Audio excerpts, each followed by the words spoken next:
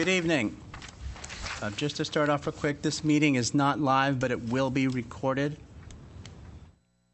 The Design Review Board meeting of October 13th, 2016 is called to order. Please refrain from talking amongst yourselves during the meeting. Please turn off or put on vibrate all cell phones at this time. If you need to talk, please leave the meeting room. Anyone who wishes to speak, including applicants, is asked to completely fill out one of the speaker cards provided at the table by the front door and submit it to staff. Anyone who wishes to be re-noticed about a project that is returned for redesign by the Design Review Board must completely fill out one of the postcards provided at the table by the front door and submit it to staff to receive notice of subsequent meetings. Current DRB agendas are available by visiting our website at www.glendaleca.gov. Please note that appeals must be filed within 15 calendar days of the DRB decision date. The chairperson may reorder agenda items at his or her discretion. This will be roll call. Mr. Malikian is out. Mr. Tarchian? Here. Mr. Simonian? Present. Mr. Benlian? Here. Mr. Mardian is out.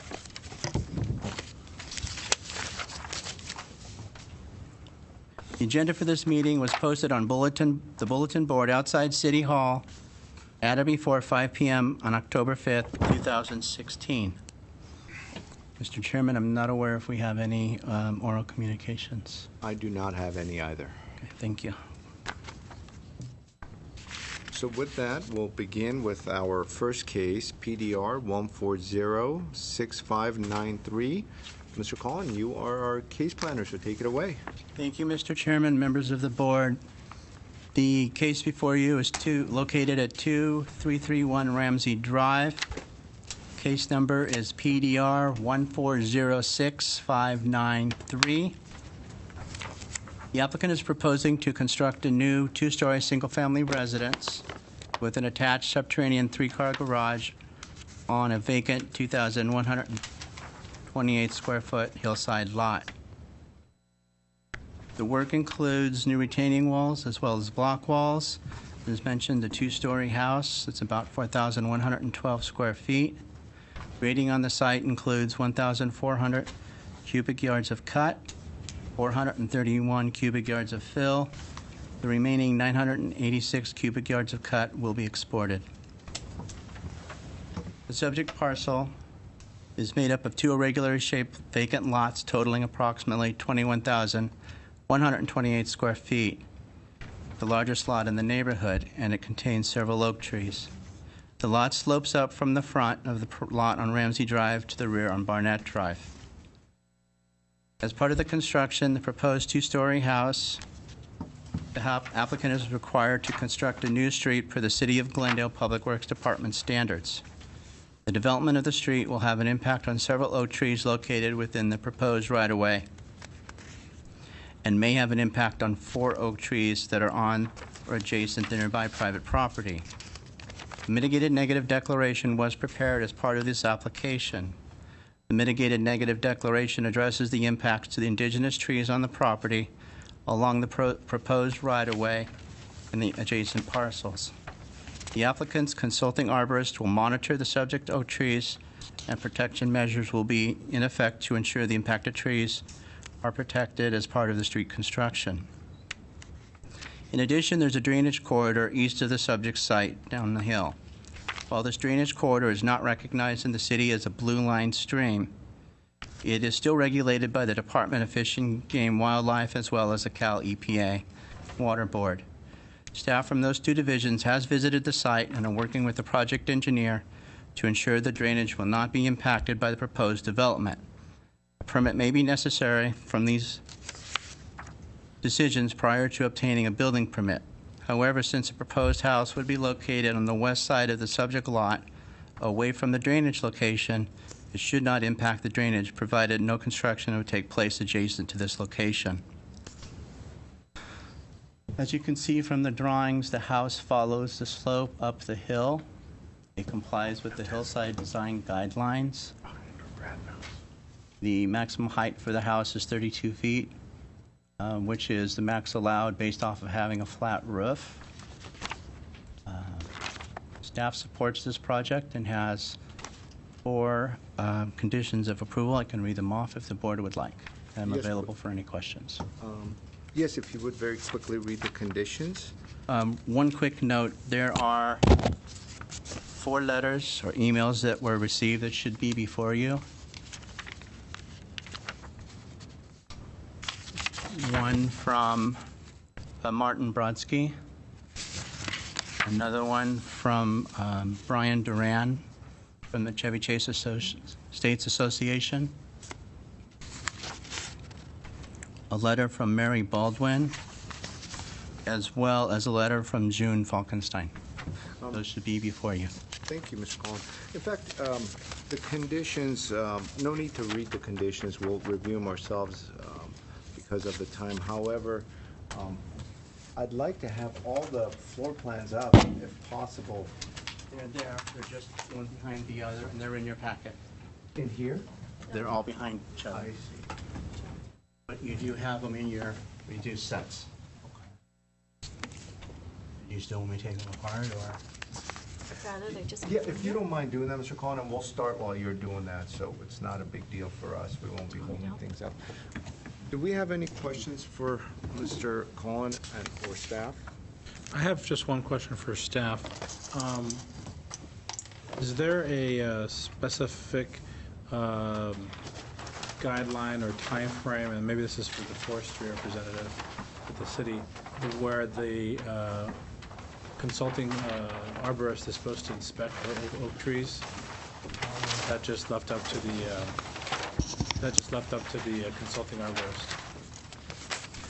There would be 2 answers to that. One, in the tree protection guidelines themselves, it would be written that any time they did any kind of excavation within the tree's protected zone, the consulting arborist would have to be there for that. Then the other one would just be kind of routine monitoring, and that'd be sort of on a case-by-case basis, depending on what they were doing at the site. There usually isn't some kind of set every 2 weeks or set time limit that I've seen so far. In practice, for projects that have occurred in the Chevy Chase Canyon, how often do arborists go out there in practice? Do you know? I apologize. I have not been with the city that long, so I don't have really much experience to go off with this. Thank you.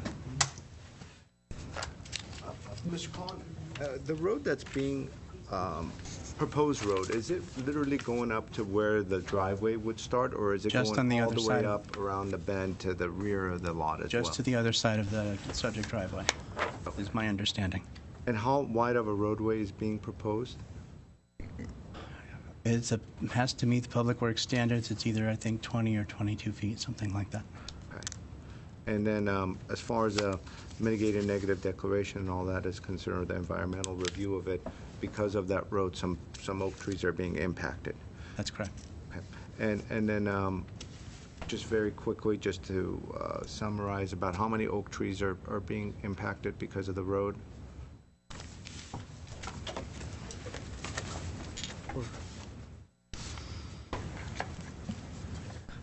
There are 3 proposed removals that sort of surround the road area. There's a 4th removal for a dead tree, but it doesn't really apply. And then it would be any of the other trees that are within the general area of the road. So I think it comes to a total of 6 or 7 trees. And then is there a replacement factor to those? Yeah, that'd be written into the final permit prior to approval. I see. So has that been worked out or it hasn't? Not that I saw yet. Okay. And then so what's... they are going to replace them at what number? When does the public find out about that? Because there were some of the questions that were posted via email and whatnot. So as far as the arborist technician myself goes, I haven't been asked for comments about this. I'd say 4 to 1. I can review the notes further, but I don't recall seeing anything about the actual replacement, just that the trees would be replaced. Okay. Thank you. Is there any other questions that we have for staff? Okay. Well, good evening. We do have quite a bit of speaker cards on this one item, and so we'll provide the architect with 10 minutes to start off with, and if there's several you guys could break up the 10 minutes as you wish, and then everybody from the audience would have 2 minutes, and then, of course, you will have a rebuttal as well. And if you have similar thoughts as to what's already been illustrated or said, you could perhaps cut it shorter by just saying something new, or saying you're in support or opposition, etc. So with that, Mr. Bolashian, you want to start us off? I assume you, the architect, would. Do I have a card from you, sir? You want to? I'll do a card. Of course, we need one from everybody. So afterwards, if you would fill out a card, Sure. write architect on there and hand it to staff. How do you spell architect? Depends. What country? The Italian way? Anyway. Okay. Arquitectura? I'm Richard Diridourian, the architect, 3786 La Crescenta Avenue in Glendale. One thing I wanted to correct staff, it's actually a double lot, not a single lot. And we've followed the hillside guidelines. I've made a model to help you visualize, the volumes of the space. And as far as the house goes and any oak trees on the property, the house itself meanders around because of the oak trees that are there. So the house will not affect the oak trees. There may be some effect of the oak trees because of the roadway widening, but that was really a city issue, one that really I think the owner and even myself would not have any control of. The civil engineer is here. He can answer any questions about, the grading that is going to be involved. And as you can see, it's a pretty steep slope, and the project itself, goes into the hillside, and that was one way of mitigating the height. I don't have too much to say, so I could either answer questions or let. Yes, what portion of the house would be visible from Cascadia as you're kind of driving up Cascadia? Well, it's questionable. The story poles are up there, but it's set back from Cascadia, but because of the height of the slope, you really, I don't think you can see anything from Cascadia. You actually have to be, further away down the block to have any kind of angle. And we noticed a flat roof. What led you down the path of a flat roof as opposed to hillside design guidelines which call for a slanted roof? Well, the owner wanted a modern design, and I like flat roofs. I'm the architect, so here we are. And overall, the windows, what material? Wood. Wood. Do we have any other questions for staff? I mean, for the architect? I have just one quick question. Sure. How, were these story poles that are up there, were they put up for this particular project, or were they up there from before? For this project. Okay. They've been up there a while, though, because we've gone back and forth about the oak trees. They looked a little weathered, that's why I was Yeah, asking. you're correct. Okay, thank you. Thank you. Is there anybody else from the architects group or applicants group that would like to speak? Because I don't think I have any other cards. Mr. Bolashian? Good evening, Mr. Chairman and members of Design Review Board. My name is George Bogosian. I'm the civil engineer of this project. Actually, at this point, I like to reserve my time when there are questions. I'll be very happily to answer all the questions that they may have, unless you have any specific questions to ask. Oh, we have a minor grading. It's not a major, and also the quantities, fill and cut quantities are very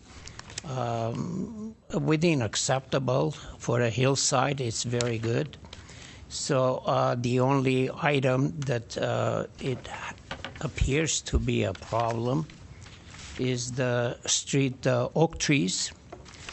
Actually, we are subject to street widening requirements imposed by the city. We will do whatever the city requires, and the applicant will provide all the necessary backup to preserve the trees as well as possible. He has done so up till now to make sure that it will be the least impact to the trees as a result of the widening. As I said, if you have any questions later, I can ask you now or later when some questions comes up from the people. Sure, I'm Cool, sure yes. there's going to be comments, in which case you'll have a rebuttal. Mr. Bellion? I have a question. Can you describe the foundation system? The foundation system, we have not designed anything at this point yet structurally. But conceptual, like what are you guys thinking about? Piles? No, no, there will not be any piles. I don't believe, I don't recall any piles required by the soils engineer. The walls are not that high. It's within 6 foot to 5 foot walls, maximum.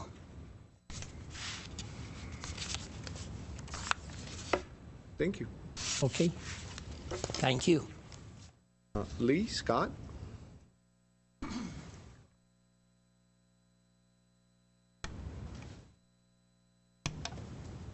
Good evening. Is it only 2 minutes? I thought it was 3 minutes last time. Because we have a short forum today, there's only 3 of us, and one of us has to leave at 7. Okay, well, So I'll just 2 shorten minutes. this. First of all, I'm against the project. I think the size of the house is out of character with the neighborhood. It's over twice the size of the average house in the neighborhood. The issue is really the trees. I think the mitigated neg deck is an error. On page 12, the question is asked. Would this project substantially degrade the existing visual character or quality of the site or its surroundings? Well, they're going to take out 3 trees, possibly 4 more. The remaining trees could die from the impact. I would say it is obvious there is significant visual character impact. The oaks lining Ramsey create a beautiful cathedral-like entryway to our neighborhood. To remove these trees from others' property is a very high price to pay for the construction of one home. At the 2006 City Council hearing on this matter, Bill McKinley, the city arborist, testified that 7 oaks would be highly impacted, 4 trees moderately impacted, and 3 trees with low impact. These impacts do not include trenching for utilities. By highly impacted, he means they would likely die. He said, quote, predictions about the responses to construction impacts generally have a wide range of uncertainty, end quote. In other words, we really don't know what would happen. We're hoping for the best that all the trees don't die. I wondered I thought the city arborist was going to have a report. I never saw one. So we could potentially lose all the oaks along the road so that one house may be built. There are 14 property owners, including 9 residences, that enjoy the beauty of our oaks on this road. It doesn't seem fair to me that the 14 property owners on Ramsey, Barnett, Oak, and Outlook will see their neighborhood degraded so that one builder can pave about 200 feet of dirt road to get to his house. So basically we have what amounts to a glorified driveway that will remove trees from properties other than the applicants. If this house must be built, I think the fair solution would be for the city to pave the entire road for the benefit of everyone. That way, all the current residents and any future builders will benefit. This project, as proposed, is not at all a smart way to develop this neighborhood. The adverse building conditions were not imposed upon the applicant. All the problems, the dirt road, the stream, and access to utilities and sewer existed before the applicant bought the property. Mr. Scott, one question for you. You mentioned twice that trees would be impacted on other people's properties. Mm-hmm. Can you elaborate on that? Well, 1 tree is on my property, and 4 or 5 are on Kyle's property. So in other words, as the new road, as a proposed road would go in order to widen the dirt road, those trees would be impacted on other people's property. Well, 3 will be removed. That's right, but in that sense, Let's be clear. That's right. It's being removed or proposed being removed, and some of those trees are in other people's properties. Mm-hmm. Yeah. That's what I wanted to clear. It's rather, I mean, ironic that all the trees on his property are fine. And I have no problem with that. And which property do you live at? 1105 Outlook. It's I'm catty corner across the gully from, so I'll be looking down on his house. I see. I have no problem with the house. It's a beautiful design. Thank you. Alice Jones?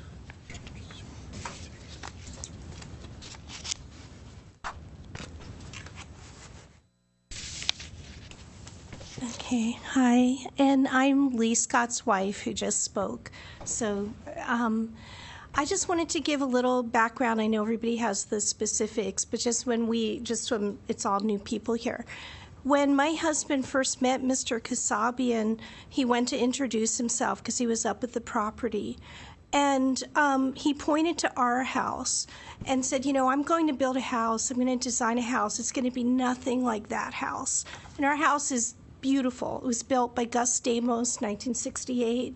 It's, 4 levels, 2,450 square feet. It's a beautiful home. He also said on the same day, I'm going to follow all of the rules and regulations. I'm going to do everything to code. The same day, he had his workers come. They illegally chopped down an oak tree. He was fined for it. He did have to pay for doing that, but it made me how everything started. It started on a very bad note. I mean, we had to go design review board. We went to city council. Also, my husband did work regarding the Blue Line stream. The architect at that time, it was a different architect, Mr. Kasabian, someone else, I think the engineer, all to my face denied that there was a stream.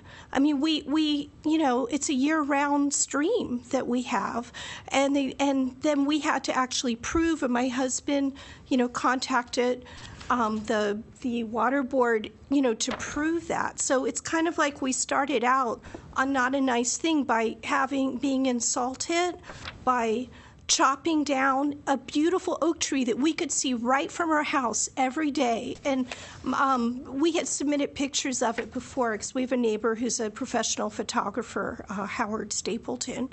And that we would look out from a bedroom window every day and from the porches, and he just took it down. He had it taken down. And so that's why it's just started out as something that we don't trust. Also, the size of the home, it's not in character with our neighborhood. So he's proposing basically double the size. And I just wanted, to add that this is maybe the emotional component since it's all new people here, I think. So just how it's something that I have been upset, and my neighbors, to have that done. So that's why we kind of don't trust, even with the whole tree situation, since he already cut down a tree once. I mean, maybe it wouldn't have, that we don't want all these trees taken out because I don't trust that he will abide and do things by the code since he already has not done it. So Thank you. Ms. Jones, there's a model on this side of the. What is it? On this side, if you just come around. Oh, yeah. Okay. There's a model of the house. Yeah. Can you point to us to the best of your knowledge where that Blue Line stream is? Mr. Chairman, I can. This stream, it comes right. I was going to ask you next, Ms. Collin, but I just wanted to get her take on it. I'm sorry, because he is the one who Here's the front of the house, the stream's. yeah, because it comes on the side. Okay. And Mr. Collin, is that your understanding as well? Yes, it comes down on the east side of the property. The property slopes down, and there's the drainage area. And it's one of those, like a culvert pipe that comes in from above, or is it an actual? It comes all the way up from up above the property on Barnett, and then comes down. You can kind of see. I don't know if I can. I'll show you up. Thank you, Ms. Jones. Okay. Thank you. That's from the stream. It's basically coming down around right here. But as I mentioned earlier, the city does not recognize it as a Blue Line stream. However, the Fish and Game and the Water Board are involved in the project, And what? and they have been to the site. And insofar as all your correspondence and studies that you've seen, how is the house, or how might the house affect this stream? In case there's any sort of construction material or something that may be located on the east side of the property, potentially, but I have a feeling the two boards that are involved will condition it so that maybe there's some fencing or something done to prevent any sort of impact to them. It's almost like a garden wall along Of that. some sort. Some sort with a culvert, with like a swale behind it. Possibly. Thank you. Thank you. Douglas Hughes?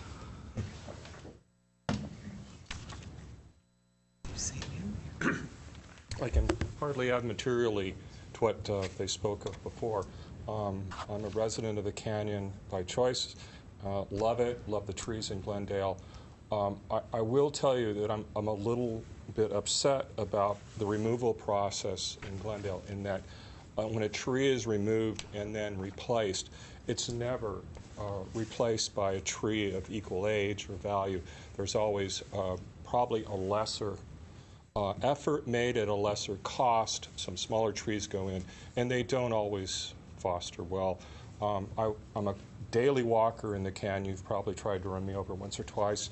If I wear a blinking light now. And I have noticed that trees are stressed in this canyon. And just 2 doors up from me, there was a very illegal and ill-advised work done on a replacement of a small retaining wall, and it killed the legacy oak. And they were, quote, trying to be careful. I really don't trust that the fact that we'll see anything less than maybe 10 trees gone, counting the 4, and the fact that no one is stepping up and guaranteeing that they won't be affected. And again, I want to go back to the fact that once a tree has died and gone and is cut down, the replacements are nowhere near of value, and people maybe 50 years from now will see them. But the residents that have been denied these beautiful oaks, like my neighbor has denied me by cutting this big, beautiful oak down, really killing it and cutting it down. I think it's a tawdry approach at repayment for cutting those, and I find it disingenuous. And so on that case alone, and the fact that everyone is sitting here acknowledging the fact that we'll lose oak trees, I don't favor this project. Nothing to do with the house. Thank you. Thank you. Martin Brodsky? Evening. Evening. I've lived at 1110 Outlook Lane since 1985. So I've used this road for 30 years, 30 plus years. And the trees in question are at the minimum 50, maybe 60 years old. And to agree with all of the other comments that have been made, there's no way that these trees can be replaced. And everybody here would agree with that. I don't think that I get an argument. But these trees provide a haven for so much wildlife that's in the canyon, and we're losing it. We're losing it day by day. We have barn owls, we have great horned owls, we have different species of woodpeckers, there's bobcats, of course we have deer, and the gentleman in question who's building this project, as already stated, took down a tree illegally that deer would use. I would see them from my property because I am basically overlooking this property. It would rise in front of my view where I am on Outlook Lane, which is at the top of Outlook, where it comes off of Barnett. Excuse me. And I think for the benefit of one single homeowner, to the detriment of everybody else that lives there and everybody else that uses this it's almost like a park road. It's an unpaved road. Hikers, just nature seekers. I walk this road twice a day, virtually, and I'm able to see wildlife, and I'm able to enjoy this. And as Lee already had explained, it's a canopy. Have any of you been up this road? I run the road all the time. Okay, I so live then you right can, up the road. So okay, then you can appreciate everything I'm saying. Okay. I have a couple of questions. If it's Sure. okay. Since you're a longtime resident, how does the trash get picked up from your home? A big truck? City trash collection. Okay. Yes. I only went up to where the fork in the road is to Barnett, and I saw Outlook So you going haven't been down. up Ramsey. I've been up Ramsey, but you went past past Ramsey up to where it forks down, and I thought that was Outlook Circle. I'm sorry. If you go up Ramsey, it turns to Barnett. Oh, So it Barnett. goes down Okay, to Barnett. Outlook Lane. There's a newer home on that corner, newer looking remodeled home on that corner. That's at Ramsey and Cascadia. Cascadia. Okay, thank you. Yes. So, Wait, were you going up the dirt road for a little while? oh yeah, for a while. Yeah, so he was probably talking about the home at the corner with the metal roof on Ramsey. That's my home. That's Maybe not a talking about newer his home. house. That is an upkept home. With a Looks very new. nice, clean driveway. I think he's That's saying you new, have too. a clean house. But my point is, I saw the trash cans out there this morning, and the trash trucks have no issue accessing. You don't see them. After 31 years. All right, that was it. Yeah. And there's a lot of wildlife there. A lot of deer go up and down there. and Well, I just- I'm just have a- trying. I'm just trying to see where we are with this road requirement. Okay. Thank you. Thank you. I mean, if there was, if I could just make one other comment, if there was a way to get egress and ingress to this property without widening what's there already, I don't think anybody here has a problem with them building a home. But it's what they're taking with them to build this one single home, which, you know, yes, it's an attractive home, but it's like a castle compared to what else is there in size. We understand. Thank you. Thank you so much. Jane Simone?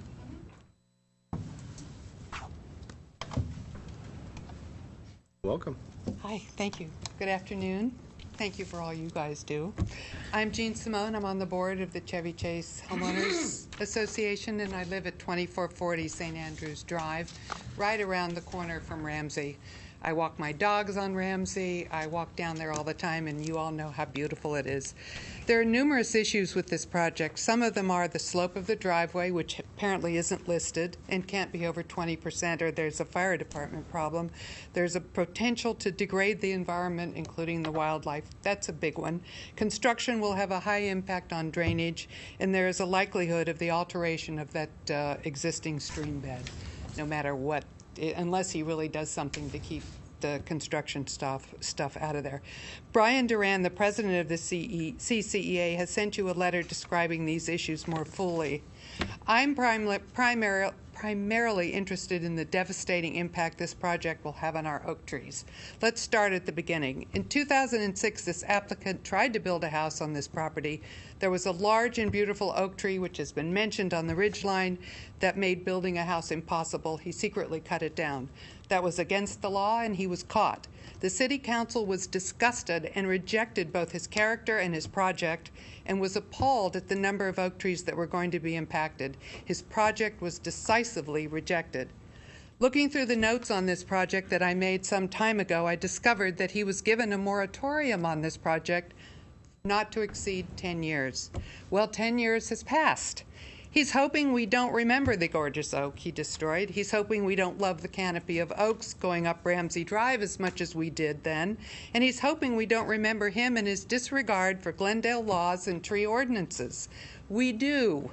And our beloved oaks are 10 years older, more beautiful, and more vulnerable. We live in Chevy Chase Canyon because of the gorgeous old oaks, the greenery which helps keeps our air fresh, and the wonderful world of wildlife that lives there. Our trees are not up for grabs. They are protected. When one of the beautiful oak trees on my property lost a branch, my husband and I were required to get a permit to have it removed. It fell off on its own, and we had to get a permit for the cleanup. I'll say it again. A dead branch on the ground, and we had to get a permit. To allow this non-caring applicant even the tiniest possibility to arbitrarily destroy or damage a large number of oak trees to suit his personal desires is unfathomable to me and every one of my neighbors. He proved his disdain for the law and disregard for our beautiful oak trees in 2006. To allow him to move forward is a slap in the face of everyone, especially in our canyon, who respects the tree ordinances and loves the oaks the city of Glendale has vowed to protect. So, Glendale, which is it? Are our trees to be treasured and protected, or are they up for grabs? If this project is approved, it becomes clear that the lives of the oak trees going up Ramsey Drive have been handed over to this applicant. Worse, he'll be rewarded for destroying the beautiful oak tree 10 years ago. If those oak trees are damaged or destroyed, not one person in this room will live to see anything grow even half the size of the existing trees. Thank you, Ms. Simone. Yeah, I'm worried that this would set an enormously horrible precedent as well, that any developer could say, they took the trees down there, so we can too. Deny it. You mentioned the previous council case and the 10-year moratorium. What was that about? I have in my notes that I spoke to someone named Ann Sheets. Okay. And she said that they had given him, he was fined, and then he was given a 10-year moratorium not to exceed 10 years. On the trees? On the tree issue and in the building, I think. Okay. That was like his punishment, and I just happened to have put it in. Ran across that info. Yeah. Okay, thank you. Thank you. Kyle Cooley? Good afternoon. Good afternoon. My name's Kyle Cooley. My wife is here as well, Sarah. We own the property on 2325 Cascadia, right down at right before you curve up the road there. We purchased the house in March of 2016, so we're relatively new to the area. But we've been in Southern California for about 7 or 8 years now, and we live from Hollywood to Culver City, places like this. This area is one of the most beautiful areas that we've ever come across in all of Southern California. We chose the area and this house in particular because of the natural beauty, the scenery, the environment, all the trees that are around it. It provides a lot of shade in the summertime. I just think that to consider compromising the natural environment, including the wildlife, the plant life, just for one house to be built, I'm just opposed to that. We understood that when we purchased the house, the trees that were in the area that was a major selling point for us. I mean, it's a beautiful area, and I just think that to compromise those trees and the ones that were, I guess, slated to be removed, those were, part of the reason that we bought the house to begin with. So I'm just here to basically echo what all my neighbors have said and to oppose the project. There are maybe 1 or 2 existing oaks around your circular driveway. Mm-hmm. Are either one of those going to be impacted by the road? I believe that there's at least 3 of them that were going to be impacted, I think removed entirely. Is that like within the circular part of your driveway? Yeah, it goes circular. There's the big one in the middle, and then there's 3 that go around. I think 3 that were, yeah. Thank you. Thank you very much. Is there anybody else in the audience? Yes, Mary? Thank you. Good I evening. wasn't going to speak, but I decided to. I was born in Glendale. I worked in this canyon for 35 years, so I came back just to tell you a little bit about the history of this, because I've lived in Glendale. I think I've been in this canyon. I played in it as a child, and my husband lived at 2376 Cascadia for almost 50 years. The city was so infuriated about this particular case 10 years ago that I remember City Councilman Bob Yusefian saying, I don't even want that driveway put where that tree was. I haven't seen the city council, so it's almost worth going back to find this and watch it.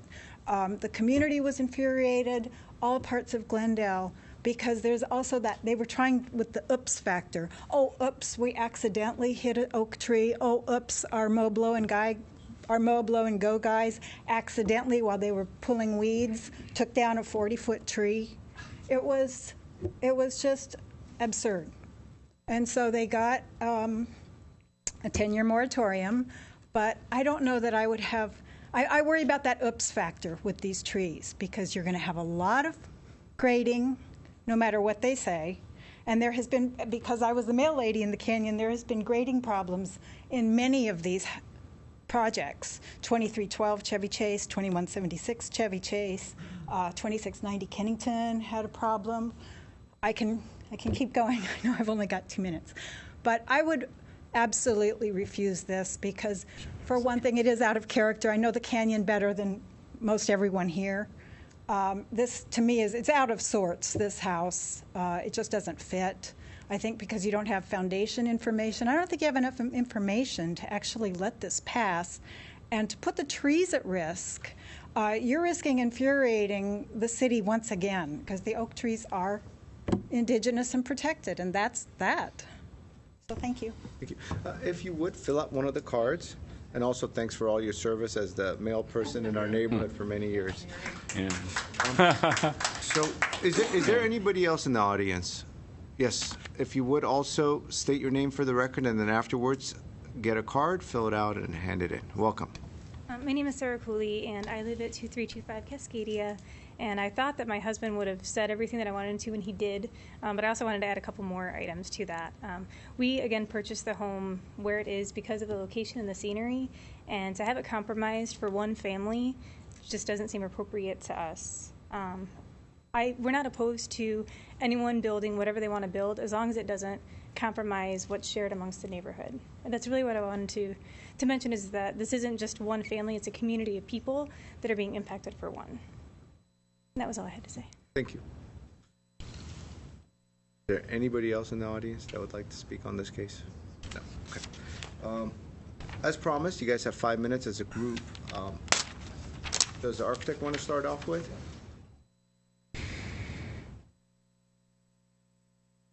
Welcome again.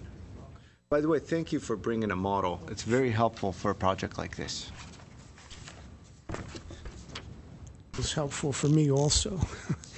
I'm not sure how to address this, but if we want to have a discussion about what the DRB charges to review the home, and all its attributes, as opposed to what I'm hearing from the audience, that there's an objection to what Public Works is doing and requiring as far as this road goes.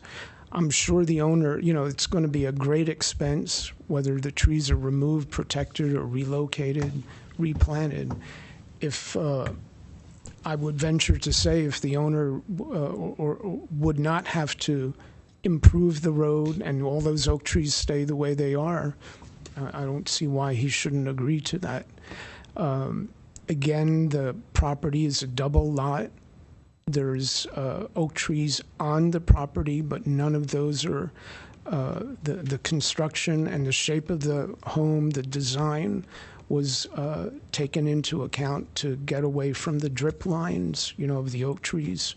So, and the Blue Line stream, we met with Fish and Game and some other people. They said that once we're in the construction document phase, they'll have certain requirements that have to be met, and they have their own code that we're going to have to look into. These are all questions and answers that come after, during the engineering phase of the project.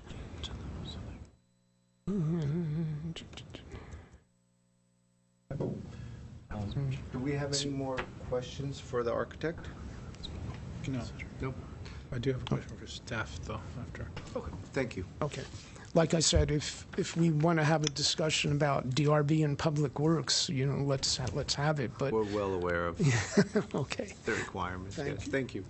Yes. Well, actually, my question is to get a clarification on the requirements. So I'm assuming that Mr. Collins, that the Public Works requirement for the street to be improved up to the driveway is a newer and newer in terms of the other homes that were built in the 60s and down this dirt road requirement. And is it an absolute requirement?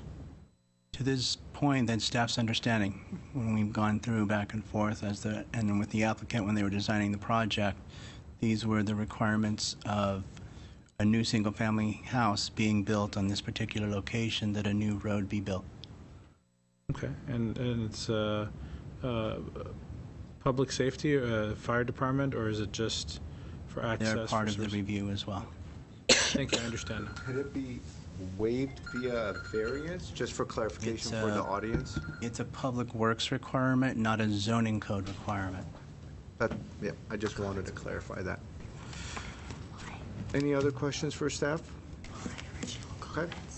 We'll close the public portion. Mr. Bellion, you want to start us off? Sure. I actually don't know where to start because it's one of those projects that have so many issues. I mean, the biggest issue I see is the driveway and the oak trees, which I mean, the oak trees I can leave that to the city arborist and whatever they decide. If the trees you were moving were located on your lot.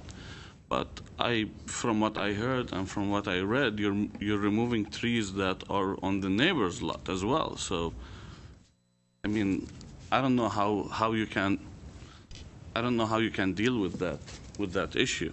I mean, that's the biggest issue. Now, the second issue I have with the house is the size. I think it's way oversized. It's double the average. Even when you look at the range, the highest on the range is still half the size of the project. So it seems out of place.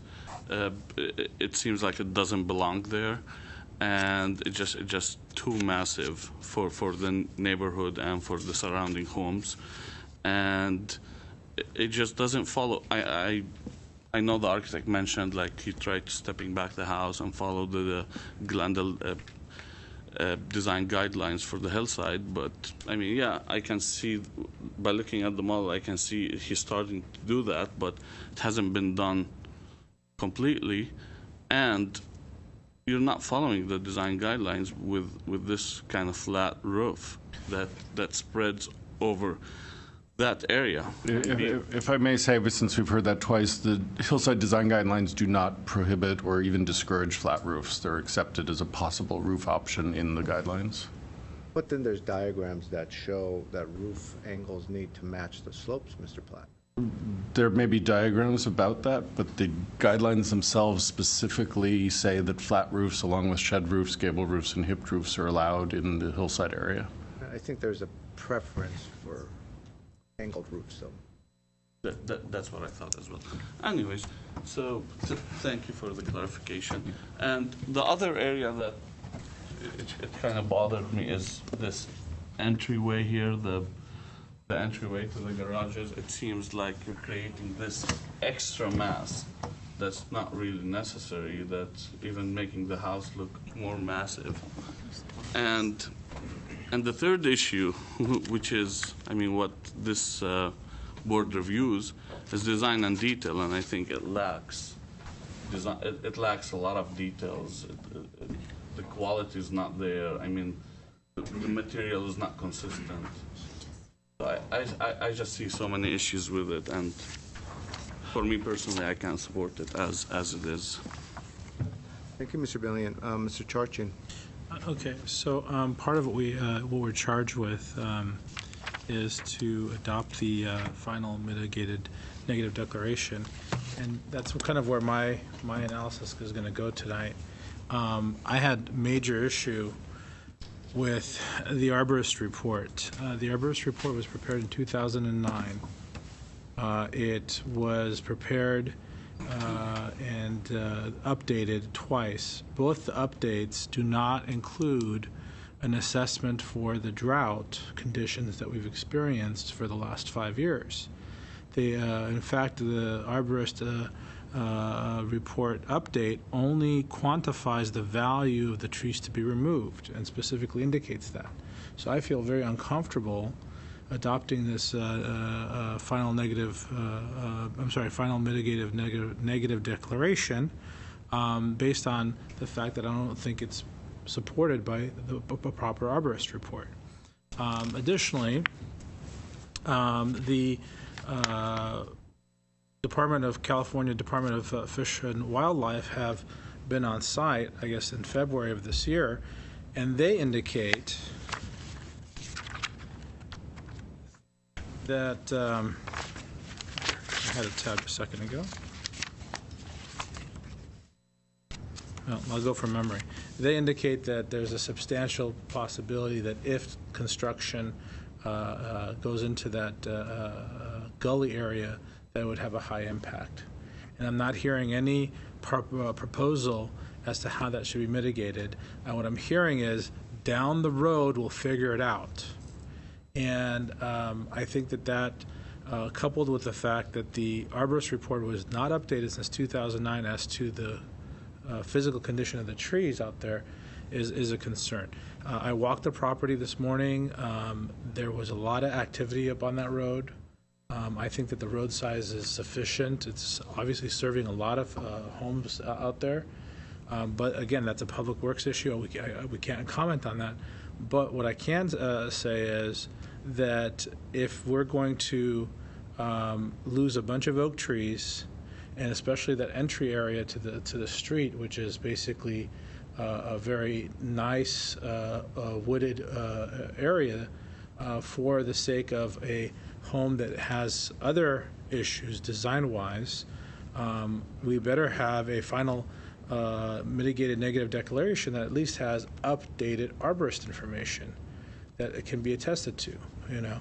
I mean, the gentleman, I believe the gentleman's license even expires or has expired, right? The arborist's license, the one that's in the file. Don't quote me on that. I saw 2016 date on there.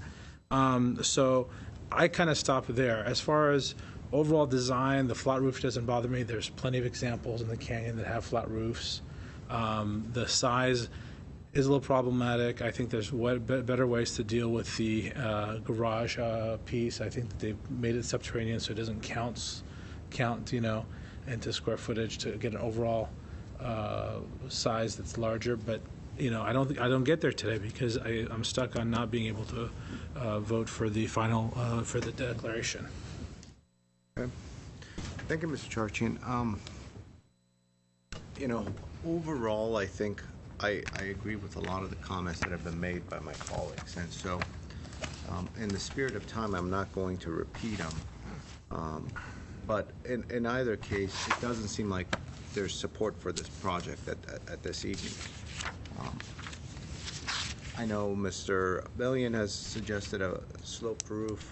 I also think that if the house is scaled down with some sloped roof, then it won't be as offensive to the residents above because they'll be looking at a slanted roof that camouflages in. But those are some thoughts to consider. I think a project like this, though, needs to have a consensus with the neighbors. It's something that needs to be worked out between the applicant and them to come up with a win-win scenario. And it really starts with at least a meeting or two where you're discussing some of these thoughts and ideas, because this is going to go on forever, where they're going to come out and there's such a disparity between size and vision, style, and all that. So those are just my advice for what it's worth.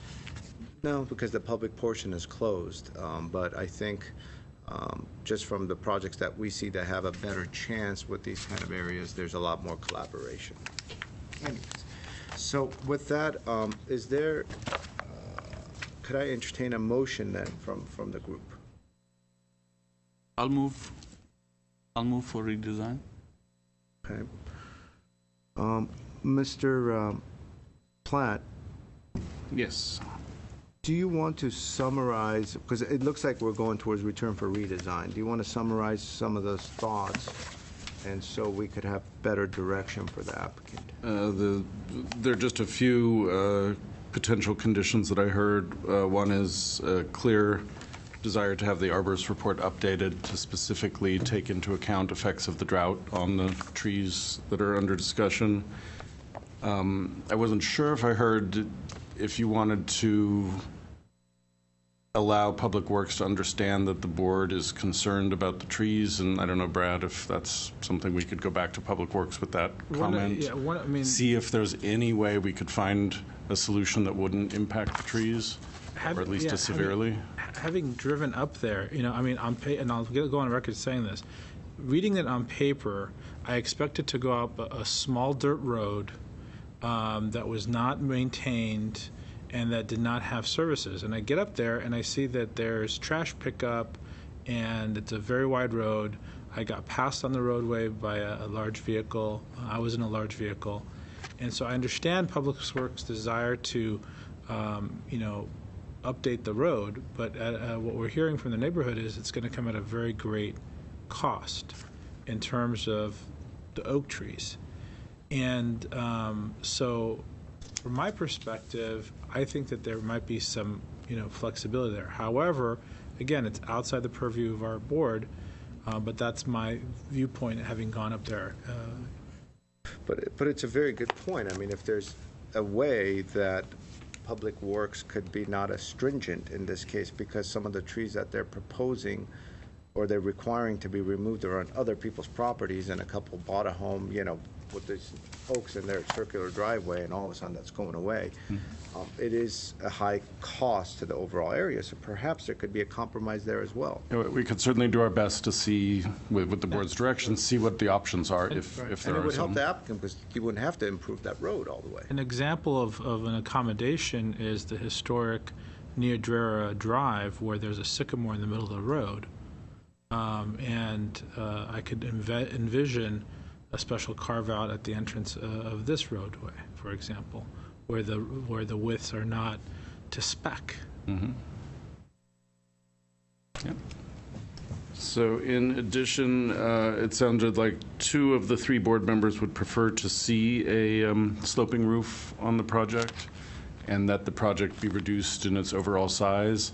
I did get confirmation on the issue in terms of the sloping roof. The old hillside guidelines did have that aspect and did have those diagrams. Those are superseded by the current guidelines.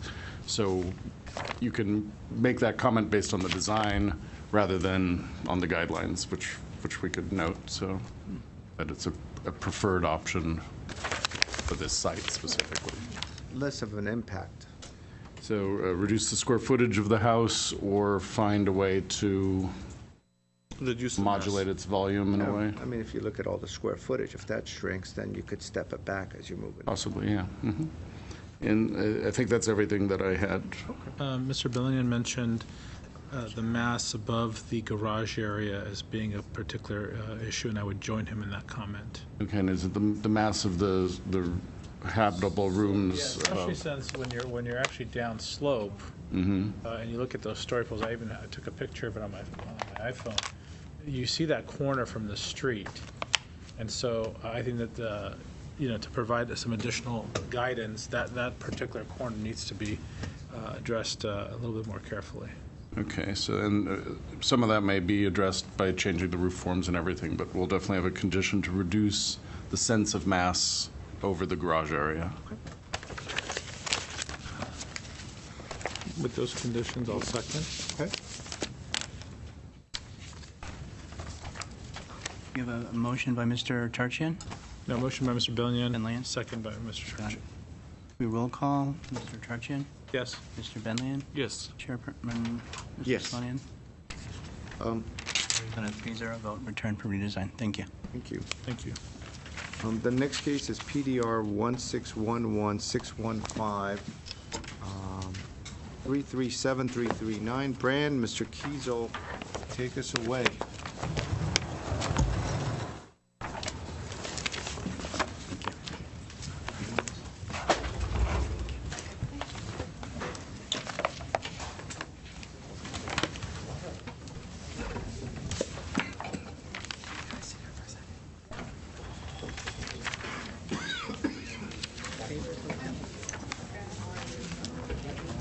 All right.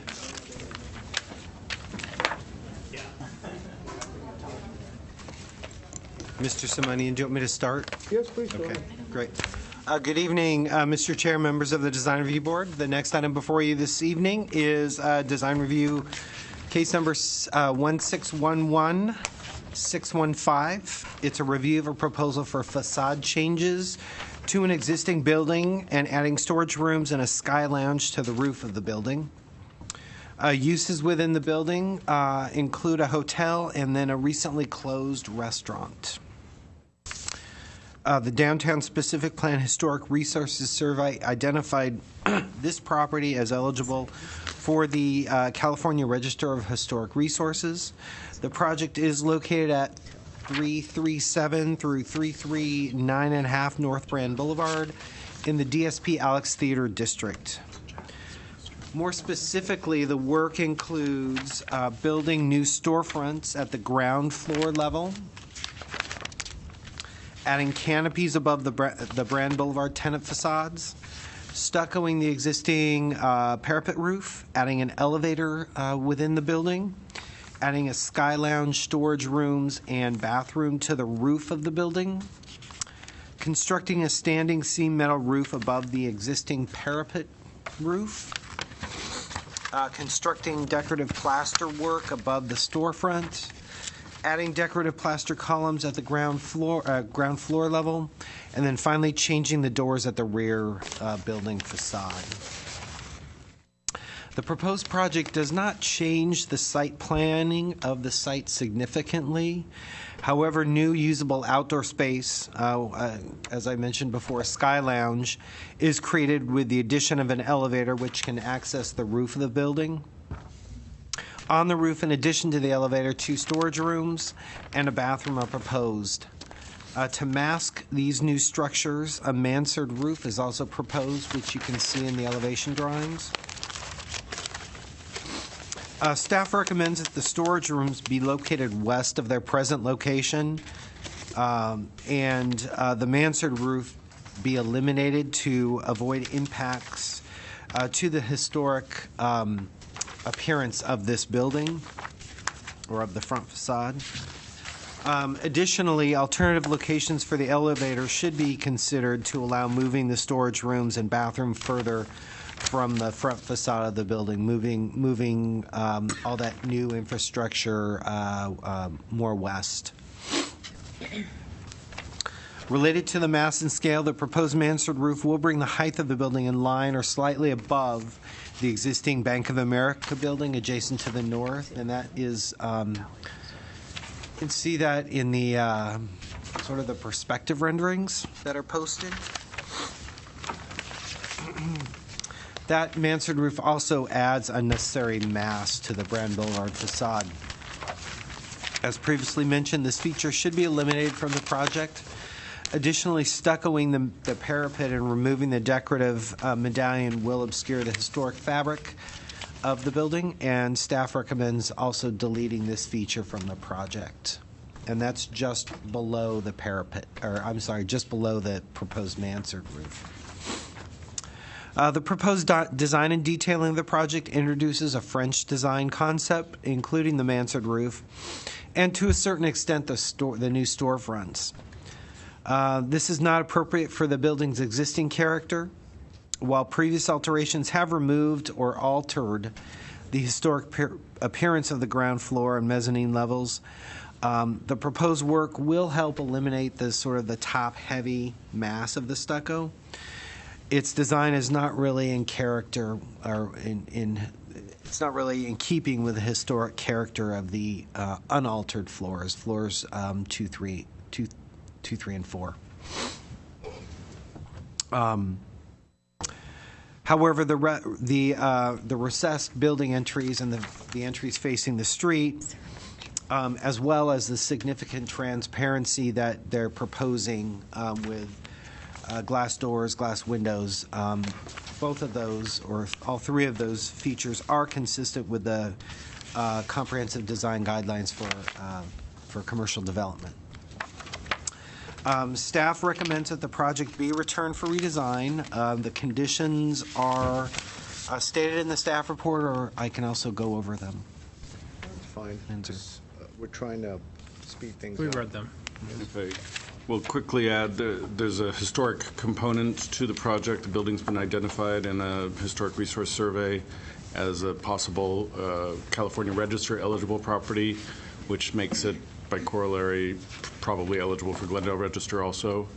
Part of our concern is that the proposal at the lower storefront in particular doesn't meet the Secretary of the Interior standards, which would then make it an adverse impact on the environment under CEQA.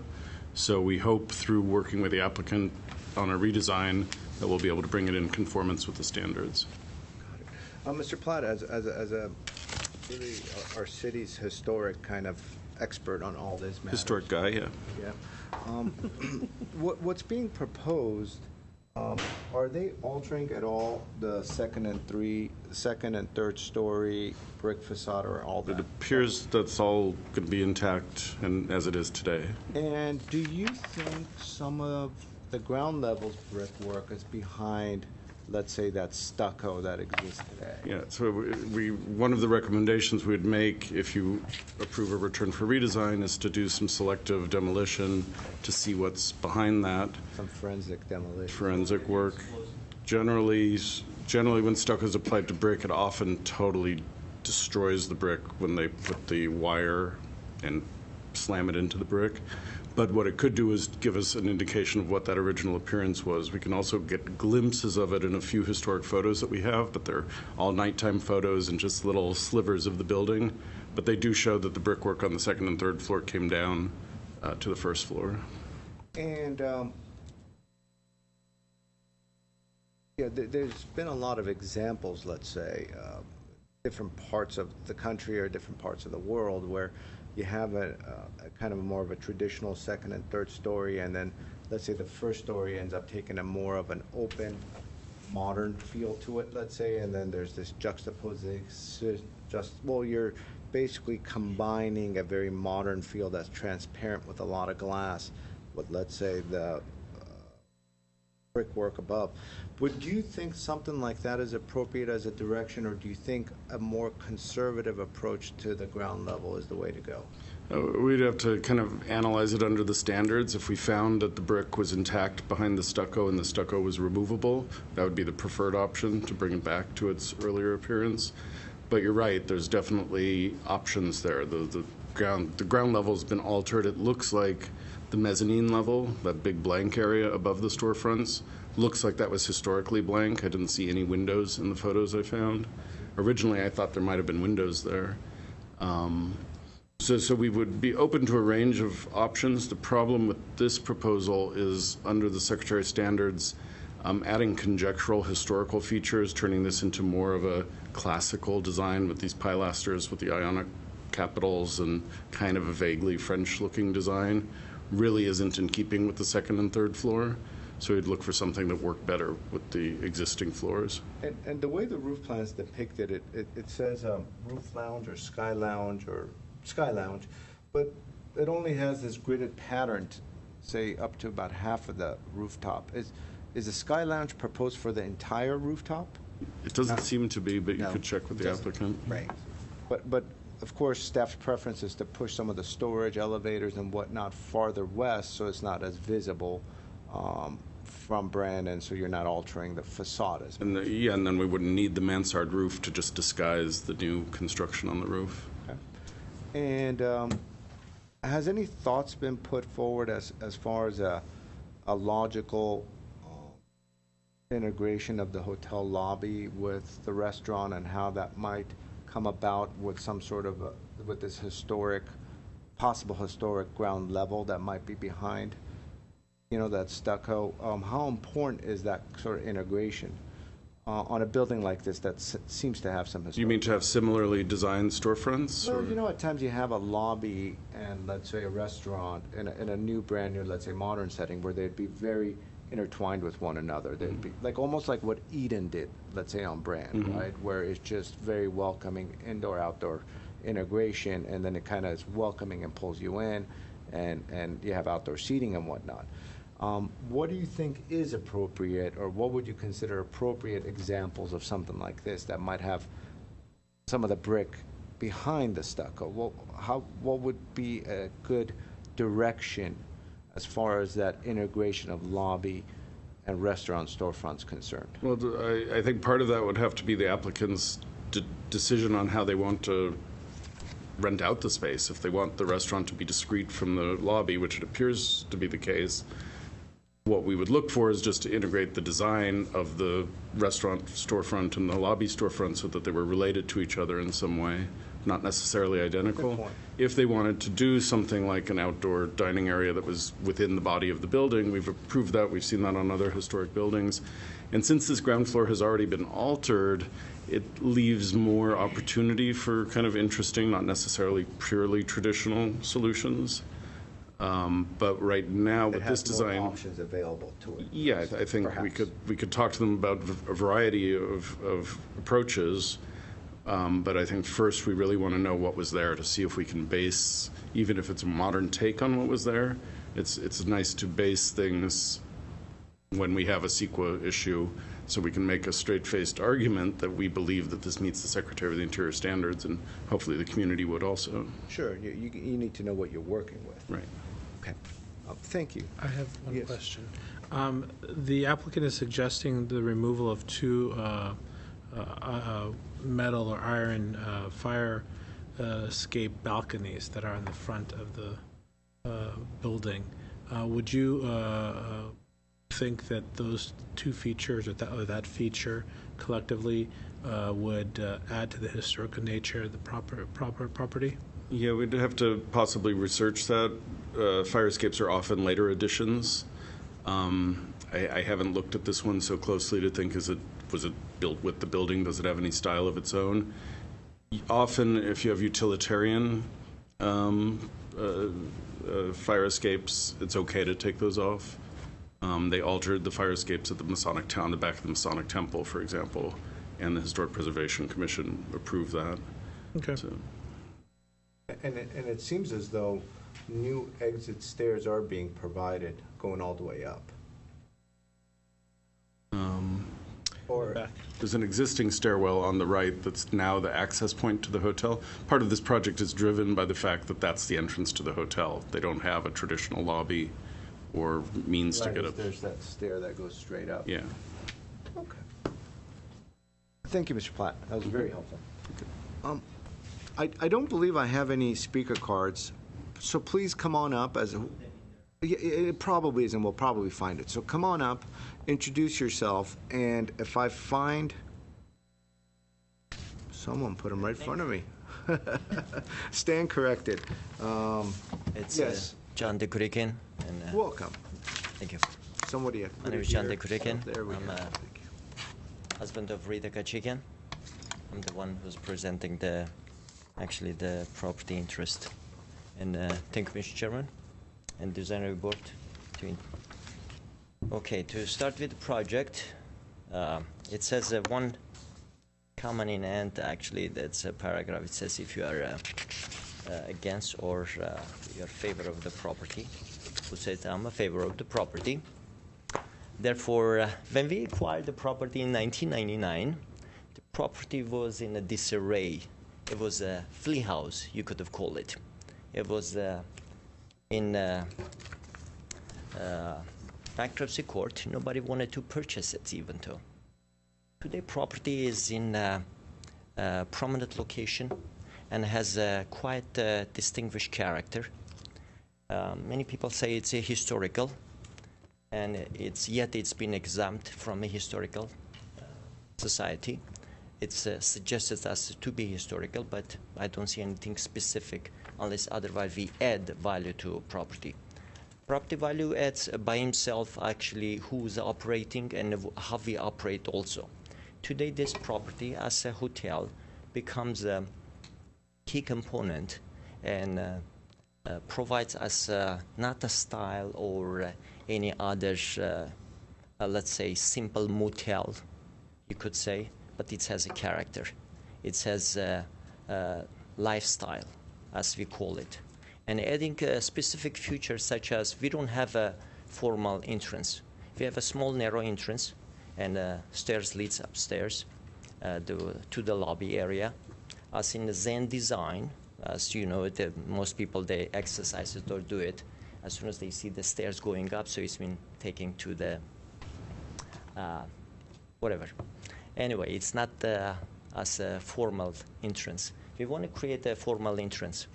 By creating formal entrance will give us a chance to bring a more component, more functionality to property. And a property by himself, it will more, I would say, look more professional, more permanent to the location. Because most of the properties in the area has been upgraded and renovated. I would say on a new properties comes in. And alongside of the streets such as Lexington to California, all this property, including Porto's building and stuff, as you know it, everybody. So it's low-key properties, such as 1 or 2 story properties. Next door is a BOFA, which is higher than actually our property, more than 14, 15 feet high. So that's why suggesting to having a mansard roof specifically, which is covers. The whole idea came into us to have a mansard roof because we didn't want to do it, but yet we went to in order to cover the whole elevator shaft. And I know most of the staff, actually we spoke with Roger and John, and the whole point is I thought they are just agreed and they liked the whole concept. They were very excited because of the sky lounge. I said, why not? Let's put a half of it. Not a half of it, less than a half actually is going to be close quarters, then open area, which will cover the elevator.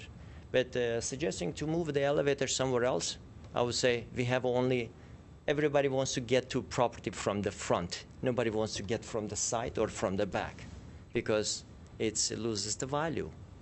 Beside that, we suggest people to come from the front because we have to put another person in the back also in order to get.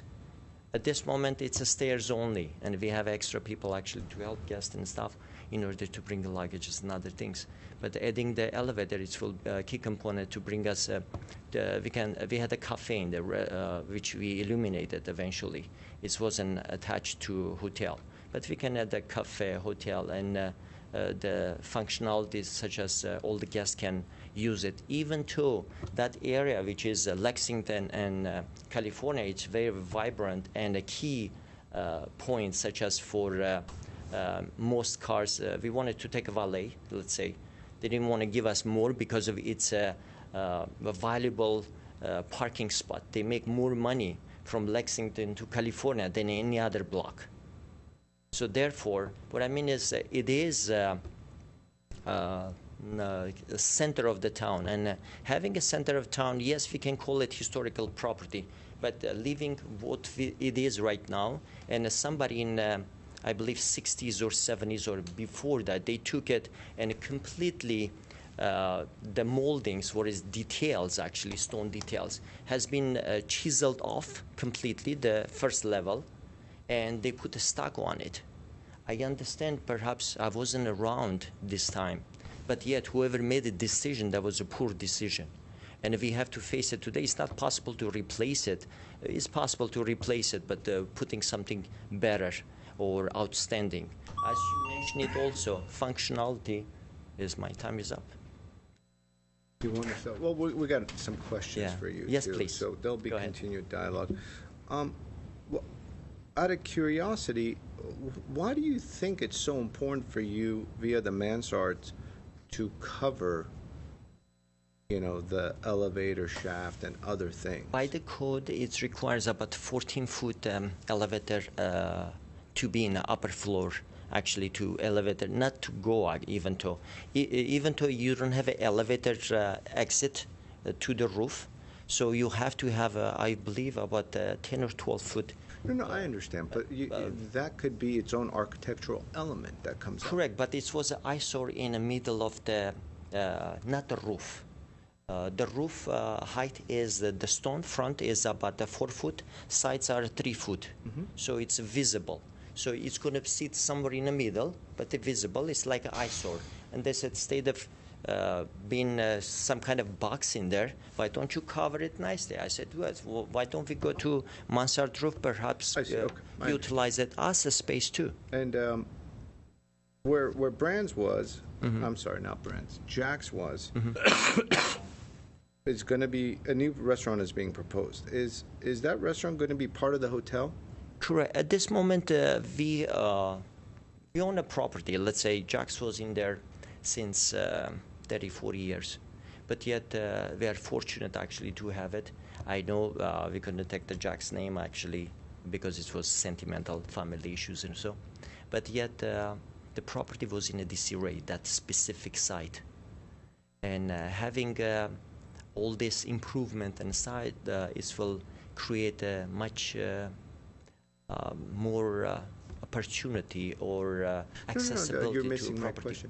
question. Is the hotel going to be directly Is the restaurant going to be directly part of the hotel? Not. It's not. separately It's separate. separate That's my question. address. We have 3 addresses, 337, other words, 339, and up. Is there going to be, is the restaurant going to be leased to an operator that is running a restaurant on its own and is not going to be really a crucial part of the hotel, or are they going to be kind of operating together and more intertwined than just separate operator? It's going to be more intertwined because we acquired the legal license from them. So we now hold a legal license. Because of the legal license, we simply can have the restaurant and a conference center, what we are offering the next door of it, which comes elevator and a coffee shop and everything. So this is going to be key component, same concept, same jazz music. And it's fine. I get it. You want to have a hotel, you want to have a sky lounge, you want to have a restaurant, you want to have liquor being served. No problem. I'm just asking these questions. And so as far as the sky lounge is concerned, do you envision the entire roof I don't think it's a right being idea. occupied, or how do you envision the roof deck being We're proposing utilized? at this moment less than a half. Who's they? Not they. We are proposing actually less than a half.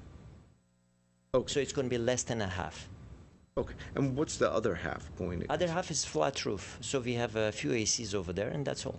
I see. It's a flat roof. It has a certain pitch, about 1 foot or so for a slope. Okay. Rather water run. That's all right. Do we have any other questions for the owner, which I assume? No. Do you have a designer here, an architect here? Yes. Yes, I do. All right. Here, actually. Good. If you would come on up, sir. Thank you. Thank you very much.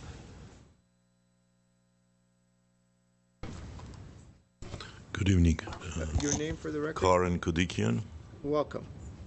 Thank you. Yes. Is there anything you'd like to add, especially based on Yeah. the discussion that staff had more in line with the style and the proposed addition and kind of where we're going with our comments? You could probably sense as a designer or an architect what our concerns are. So do you want to address them specifically on that item? Yes.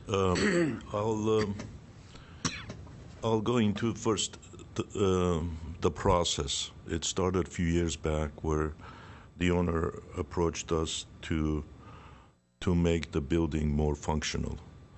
That is, to bring the lobby to the ground floor so it's more accessible, and make it handicap accessible, because right now, as it stands, it's on a story and a half above the street level.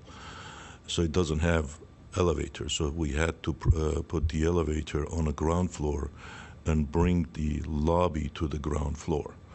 And he got rid of the ground level coffee shop, and if you look at the plans, on the ground floor would be his lobby. And sir, we get all that, and the previous speaker went and used up all the time. So what I'm getting at more specifically is the style, the forensic demolition that staff was referring to, and getting rid of it, style, to find out what's behind it, and then actually working with staff and coming up with a proposed design that works hand in hand with the existing style. That's where I'm trying for you to, because that's what was stated, and I want to know your opinion on that. All right. For the style, we work with staff, and my impression was that the style that we specify, we called it Beaux-Arts, and the mansard roof is not that foreign to that style. You'll see mansard roof with that particular style, and I think if you look at the verticality of the windows and all that, is pretty generic to that style. And the mansard roof from time to time has been used within that concept. So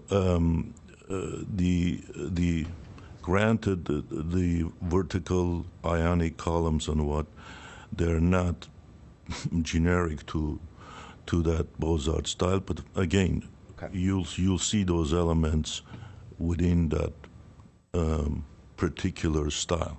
So we incorporated that within that style. The owner wanted certain transparency on the ground floor that, to give more openness and to the design, and that's what we have on the ground floor, a story and a half glass. Okay. Thank you, sir. Because the time's up, do we have any questions for this speaker? No. No? Thank you. You're welcome. Is there anybody else in the audience that would like to speak on this case? No. Since there was no opposition, there's not going to be a rebuttal. So with that, we'll close the public portion for now. Mr. Billion, you want to start us off on this? Sure. With this one, I agree with the staff conditions. I think that mansard kind of doesn't belong there and needs to be removed. And if we're creating a sky lounge, we'll put maybe it'll be some kind of railing that creates that connection to the street. So when pedestrians are walking, you see that connection. Something like Mr. Simonian mentioned, like Eden has done, so I think it's working well for them. In regards to the first floor, I guess there isn't much to be said about that until we do the analysis that needs to be done. But I think the owners mentioned that the restaurant's going to be operated as part of the hotel, and what I suggest is you have this demising wall in between, and it looks like it has only one entrance from the front, and it's kind of like separated from the hotel lobby. And I think it would be smart just to take out that wall and create some kind of system where you integrate the restaurant into the lobby and becomes kind of like one space. In regards to the storefront, I think after the investigation that's going to happen, if the brick cannot be saved or what's behind it cannot be saved, I think being open and glass works, but maybe a little going all the way to the floor and creating maybe glass panels that slides or folds or something where you create open, indoor-outdoor type of spaces will work better in this condition. And that's about it. Thank you, Mr. Brilliant. Mr. Charchian? Yes, thank you. I'm pretty familiar with this building, and I'm in agreement with the staff's recommendation to return it for redesign, but I disagree with Mr. Billion on a few issues that I want to note. I agree on others.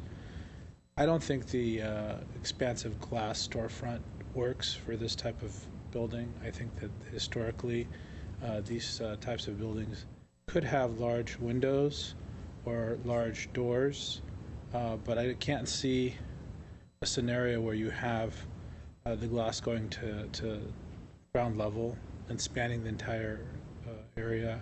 I think if you look at the historical photos, I haven't seen them, but I'm assuming that you had some nice brick columns. You had probably a buildup of brick with an entry door and maybe a shop window, or maybe a hotel entry, a previous hotel entry. I think the neo, I'm going to call this, when I looked at it, I said, this looks like a neo-French kind of motif put on top of a building, and it just doesn't work for me. I think that we lose the historical character. The applicant spoke very endearing, made some very endearing comments about the location, about the vision, but those are lost here. This is primed Glendale. This is the heart of Glendale. The character of this neighborhood is very important, especially these two blocks, is very important. And I think you lose this historical building by having a facade change like this. I don't see how a railing would accomplish or achieve a tie-in with the ground floor, but that's up to the applicant to come back and make other suggestions. But with what I'm seeing in front of me, it's too much of a deviation from what this building is and what the context of this commercial area is for me to be in support. So I would support a significant redesign and would suggest to the applicant to adhere more to the character of the downtown Glendale shops. There's some great examples of even brand new construction with the Caruso project of how details have been tied in to make it look more historical and tie into the Masonic Temple, to tie into the bridal store building, and here it falls way short. Thank you, Mr. Charchian. I think this is one of the more important buildings that this board actually has the privilege of assessing and working on. It's a wonderful building. It's a great building, great location. Everything you described is spot on. It's in the heart of Glendale. It's actually, I would even describe it as almost a gateway piece, where you're coming in and you kind of go past the offices. This is right there, and it's just the beginnings of Brand Boulevard and the mom and pop shops that happen. So what happens with this building and how you go about renovating it and the style of it and the flavor of it really will speak volumes for the rest of the regentrification that's happening and will happen. So it's a very important gateway project in that sense. Now, it is also an interesting situation because of the extensive remodel that's been done on the 1 and 2nd level. So you have to take a tremendous amount of care in coming up with some design direction. And the idea or the design concept isn't very easily apparent. Okay, as you've kind of heard, there's bits and pieces of thoughts, but it is not an easy problem to come up with design-wise and say, here it is, here's your solution. It just requires a design process. And so what that means is I absolutely agree with Mr. Platt, and I wanted staff to kind of comment on it because Mr. Platt has just a tremendous amount of experience with these types of buildings. And so what he's suggesting is a very reasonable suggestion in that you do some forensic demolition with staff, you figure out what you're working with. And if some of those details are completely gone, no one's going to ask you to bring them back. So that's not the intent. It's not the intent to recreate the past. But it's good to know what's back there. Now, if it's gone in its entirety, your hands are a little more free to perhaps go down a more modern direction. But again, it all kind of works hand in hand as far as colors and materials and everything else. As far as the roof deck is concerned, I think it's absolutely crucial that if you're driving down Brand or if you're walking down Brand, you get to see what's happening up there. So I totally agree that the mansard idea is very top-heavy, and it's just counterintuitive. You want to be up on that roof deck, and you want to see what's happening on Brand. Why would you not want your patrons to look at Brand, and why would you want them to look at the parking structure behind you? I don't understand that. And so I even asked a question, and I didn't get any kind of a response that led me to believe that besides a preference for this style of architecture that you're proposing, I don't think there's a lot of justification for it. So as such, I believe that overall the mansard, if it were to go away, would certainly improve the design. If some of those roof structures, such as an elevator is coming up, if it's in the front, celebrate it. Let it come up. Do a glass elevator that comes up. Do some landscaping around it. There's plenty of uses of it in downtown Los Angeles that have amazing rooftops in historic buildings. This is something that's been done many, many times. There's a lot of great examples, but you just got to go and look. You got to find those examples. You got to study what you're working with, and then you got to bring those examples and work with staff, and through that collaboration, you're going to get the right idea. And then you could create something extremely special that is going to be just so valuable for you. But the way it's designed, it's just not going to be this boutique hotel that you're trying to create. It just doesn't have what it takes yet. But I think you will get there, because I could see that this is a passion project for you. And I'm just respectfully saying these are just our opinions as architects, and you're just getting free advice. So there seems to be a lot of it here. So take it, and I hope you run with it. But with that, Mr. Pott, do you want to go over some of your conditions and sure. Kind of with some recommendations or conditions?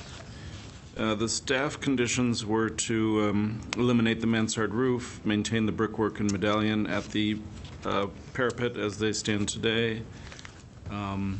We did talk about moving the rooftop additions further west to minimize their appearance, but it sounds like the board is open to visibility of whatever's happening on the roof from the street.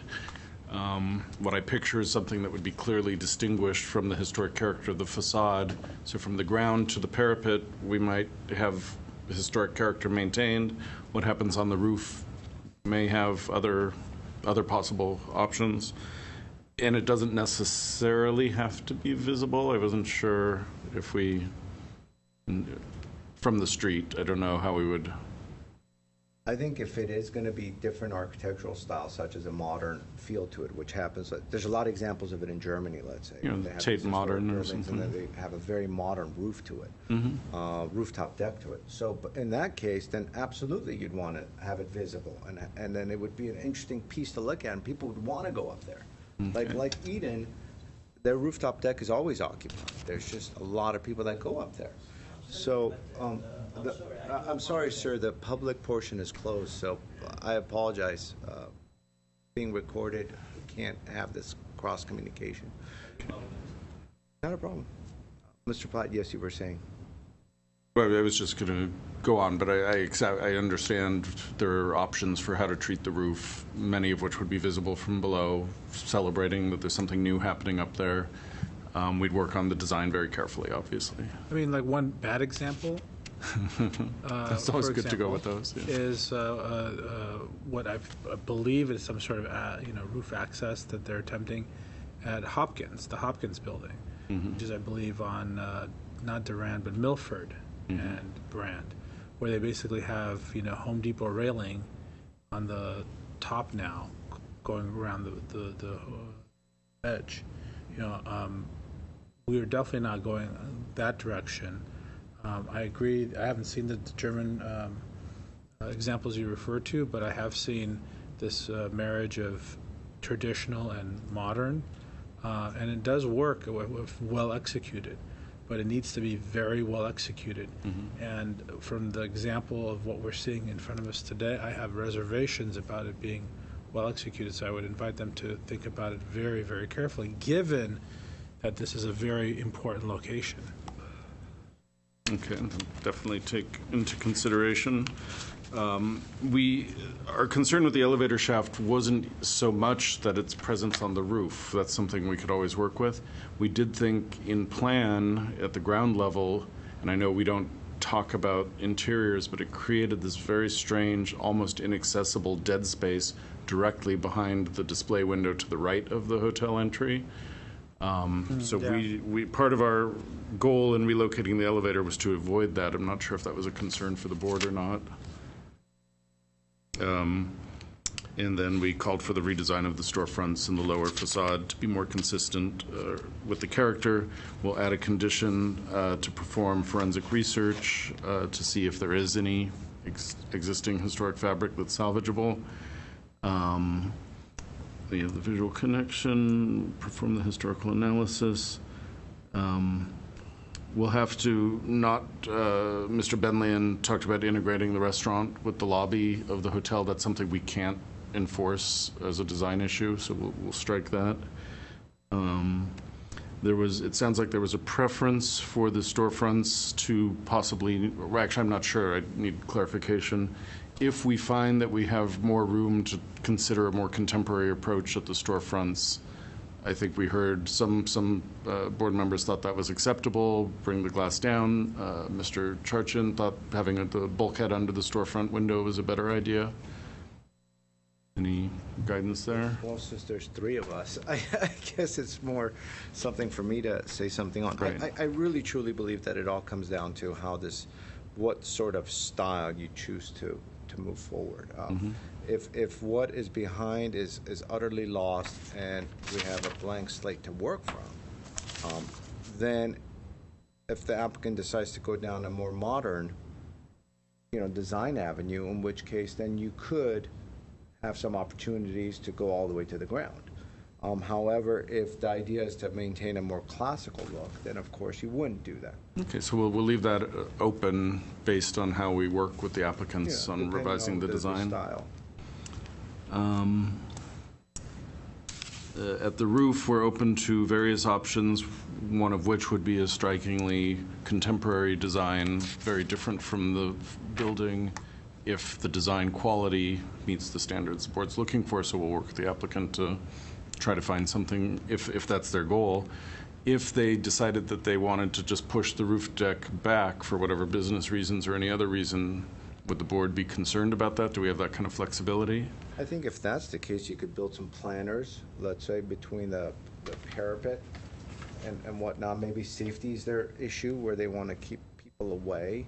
I would imagine that's one of the issues, in which case, you could have very nice planters that would provide nice greenery for the people using the roof, and at the same time, it would be very difficult for somebody to go over. Okay, so we'll look for some sort of visual means of identifying that something different is happening up on that roof, which obviously is something I think the applicants would want also. So. Absolutely. Yeah, I believe that's everything that I have. Okay, do we have a motion? Motion to redesign. Return for redesign. Return for redesign. Second that. All right, the motion was made to return the project for redesign. This is a roll call. Mr. Turchian? Yes. Mr. Benlian? Yes. And Mr. Simonian? Yes. Motion carries 3-0. Thank you. As I had indicated, I need to leave at 7 today, so I'll stick around for another 10-15 minutes, because if I leave, we will not have a quorum, and I feel bad because you guys have been sitting here this whole time. So we're going to try to do this quickly. So with that, our next case is PDR 1617123. Ms. Doherty, start us off, and we'll go from there. Thank you, Mr. Chair, board members. The applicant is proposing a facade change, remodel of the second floor, and the addition of 305 square feet to the first floor and 978 square feet to the second floor, to an existing 3,117 square foot two-story house. So the total square footage would be 4,222 square feet. The attached two-car garage is proposed to be enlarged to a three-car garage on the 9,960 square foot lot, which is zoned R1R restricted residential zone. I'm going to skip over all the details and due to our time constraints. As to the work proposed, regarding the site planning, staff believes that the proposed site planning is appropriate as modified, although trying to hurry too much, except for the front walkway, we feel adds excessive hardscape to that, so we have added a consideration proposed to reduce the width of the walkway and also suggest the use of permeable paving. In terms of massing and scale, the overall impact of the size is mitigated by stepping the second-story addition back from the front garage and adding onto the rear of the house. However, there's an increase in height, which we feel adds to the massing. So a condition is proposed to lower the garage roof eave line to reduce the visual height, and to also lower the eave line and plate height of the second floor master suite at the front and rear elevations to match the existing second floor southeast elevation height. And we also feel that the front entry appears monumental. A condition is recommended to redesign the front entry. A shed roof is recommended that would provide a more appropriate scale with a maximum eave height in alignment with the second floor window sill. In terms of design and detailing, we The design is appropriate, however, we do have some issues with the windows and have a few conditions for that. Condition is recommended to redesign the window configuration over the garage to have a seal and head height consistent with the existing second-story front facade window. And a condition is also recommended to reconfigure the windows over the garage to be 2 windows for better balance, and that all windows be aluminum clad wood and show a 1 to 2 inch recess. We did receive an email, which you all have a copy of, from a neighbor also having concerns with the height of the roof. And also just to mention that a neighbor that may be impacted the most in this was not in town, and so we don't think he received notice. Okay. Do we have any questions for staff? No. Alan Garibian, welcome. Oh, actually, yeah, the architect, please come on up. Good evening. Garo. Yes. I'm Garo Manassian. Yes. I'm the architect. Good evening. My address is 140 Akari Drive, Los Angeles 90049. Alan Garibian, the owner, and Armini are here. Alan may have some brief comments to basically about talking to his immediate neighbors who like the project, they support it, but I'll let that be handled by him. When I first saw the house, when Alan asked me to go there, I noticed that the house felt like it was below the street level because there's a very strong slope that climbs. And the second floor cantilevers out. So that, and with an 8-foot plate height, that really made the house feel like it's only second floor. The first floor is sort of kind of buried. And especially when you are in this area, which is about maybe 4 or 5 feet above the floor level of the house. The driveway is just rising slightly, so the garage is maybe about a foot above the curb, but the house is sitting low. This picture is basically taken up high, so you see the house better, but if you actually are present there, it feels, that was my first impression, so I wanted to help eliminate this feeling of the second floor overwhelming the first floor. However, let me mention my concern about the conditions. Basically, the house now is a 5-bedroom house. We are reducing it to 4 bedrooms. The family has been there since 2002 and grown. They have 2 teenage sons and a pre-teenage daughter. Each is going to have a bedroom and the master bedroom. So that'd be 4 bedrooms. Presently, it's 5 bedrooms, but this was designed way back where the bedrooms were like 10 by 10, 9 by 10. So we're making each bedroom have its own bathroom and have enough space for clothing, closets, and whatnot. The addition is really mostly at the rear. There's a family room that was constructed way back as an addition in the back. It's 1 story. It's got a gable roof. We're removing it, adding a 2nd floor above it where a bedroom is going to be built and a bathroom. And the other part of the addition is over the garage where we're adding, again, but it's recessed. So there is a 2-story portico now with a classical pediment on top, 2 double columns. We don't like that. We wanted to change it to something different. But what we did is we created a 2-story foyer inside. We wanted to express the 2-story foyer. Staff disagreed with us. They said this is too monumental. We said, well, it's nice to have a visual of the 2-story foyer by having a window over the door. They disagreed. We compromised. We lowered it. And it was not our first choice, but we did that. At some point, we found we were at an impasse with staff. We had to come to the board. These conditions are part of the reason we're here. We agree with 2 of them that can be done, but the balance we can't do. Which 2 do you agree with? The 2 we agree with is number 2, which says reduce the mass height of the master bedroom suite above the garage. Now, I have a 9-foot plate height over the 2nd floor. That's what is drawn. But and the room has 9-foot ceiling, but I'm willing to lower that to 9 feet in the bathroom itself, maybe do some soffitting so that I can have 9-foot ceiling in portions of it. So we can lower that by about a foot. That would be the roof. over in the master bathroom above the garage. That plate height can be reduced from 9 to 8. It's The presently... ridge would come down. Yeah. The ridge. The ridge will follow. That's right. Yeah, because the thing is coming down a foot. The back will stay the same way because the back is the master bedroom. It'll have a 9-foot plate height. The other thing we can do without much concern is actually we've already changed that. There was a comment about foam elements, which we've used in the past, but they're encased in concrete. But because staff didn't want that, we eliminated it. And we've got sills that will be out of cast cement. So they will just sills. Let me say what we can't do. This house is built with 2x4 stud. We don't have to change the windows, but we want to upgrade the house, so we're proposing to take the existing windows, replace them with wood windows, but with aluminum clad. They have much more section for them, but they will have to be encased in the same opening, which is a 2x4 stud.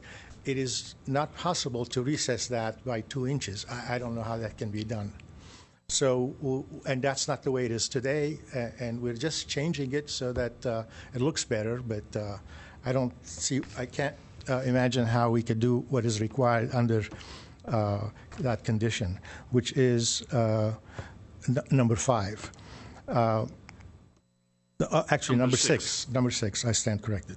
Now, I'll go back to the top of the conditions. The front entry, we've already reduced the front entry. I've explained how disappointing that was for us to lose that 2-story entry foyer look, but we don't feel it's monumental. When you're standing up high and looking at this house, actually you're looking down at it a little bit.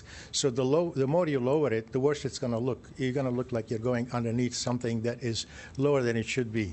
So if you look at the elevation, you realize it's a 1-story, gabled porch, but it just pops a little bit above the floor line because it's a 2-story volume, and we have to express that. Otherwise, it looks too small. To put a shed there, like staff has suggested, we've tried it. We don't like it. It's not the preference of the owner, and so we are suggesting and asking you to consider what we prefer to do, which is what's presented. There's a comment about changing the window in the master bathroom to 2 windows. That doesn't make sense. We've got a bathroom which has a tub, which has a shower and a toilet up against that wall. If we put windows there, it just doesn't work. Plus, I think this 2 windows, the 2 arched windows, flank the rest of the house quite well. I don't see why we need to have 2 windows on one side and a single arched window on the other side. I mean, that escapes me. As far as the roof over the garage, we popped the roof a little bit high so that the soffit of the second floor projection, which cantilevers 30 inches, is separated from a roof eave detail. If you join them together, it looks funny because one is a mass, the other one is just a roof line. And if you take the soffit of the second floor cantilever and continue it at the garage level, one is a roof, one is a building. It just feels like that mass of the first floor needs a little bit of a lift when it gets to the garage. It doesn't want to be cut too tight and too low. The garage opening is arched. That is not a critical issue with us. If the arch on the garage door needs to be squared off, we could do that. But I think the concept of the garage having a little bit more elevation to it is not a bad idea. We like it, and I think it produces a separation between that and the second floor cantilever. I think that's pretty much what I've described. I have pictures of homes in the neighborhood that have 2-story porches, and I can pass them out to you. There are many examples of that, so it's not far into the location.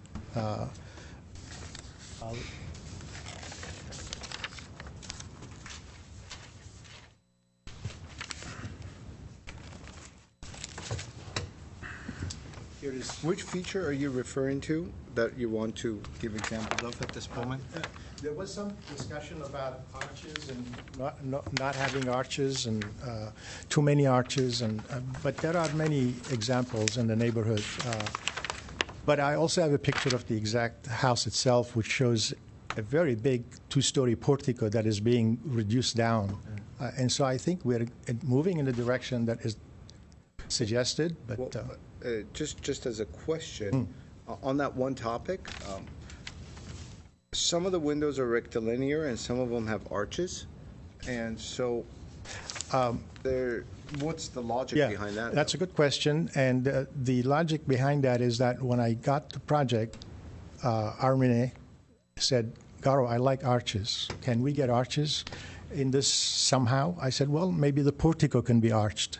If I arch the portico, the front porch, I may be able to maybe create a couple of more arches on windows to sort of complement that. So that's why not do all the windows and arches? Sorry? Why not do all the windows? Well, as you see in the dining room, there's a second floor cantilever right above it. I can't arch the dining room window on the left, nor the kitchen window on the right of the portico on the first floor. We're not changing the roof of the second floor. There is no way of making arches in those windows. In fact, these windows have low sills, which don't meet code today. We have to raise the sill, the header also. So we basically, in this modest 8-foot plate height first floor, second floor, are having to do the best we can with windows that fit, that are not oversized, meet code of today's code. So that's why we ended up with some arches, but not all. Thank you for the upfront explanation. Yeah. Is there anything else you'd like to add?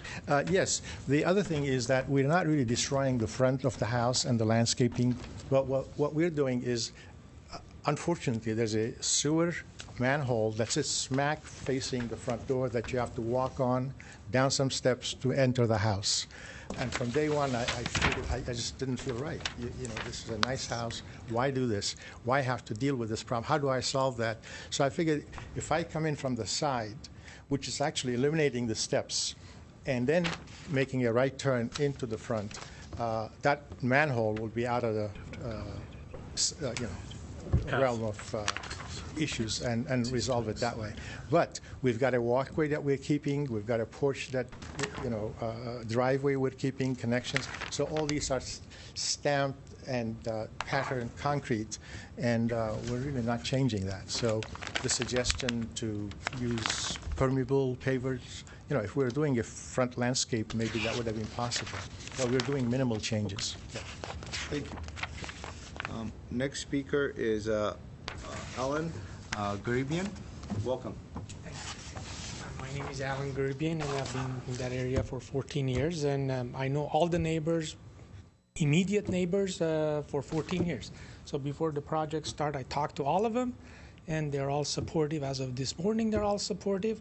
As far as the email that was forwarded to me today, it's not the neighbor, it's neighbor's neighbor, and which is not across from me. And just to make it clear, these poles we've been up for almost a month, September 17. And that neighbor, I see him basically every day, and not the one that mentioned, who sent the email, but the one who's out of town.